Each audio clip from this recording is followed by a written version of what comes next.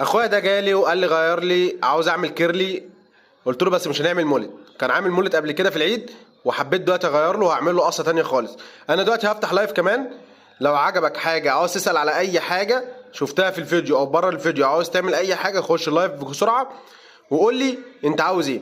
دلوقتي احنا عملنا بندرج بالزيرو بالمكنه الصغيره، تمام، ورفعنا الزيرو بتاع المكنه الكبيره وبشتغل بمشط النص.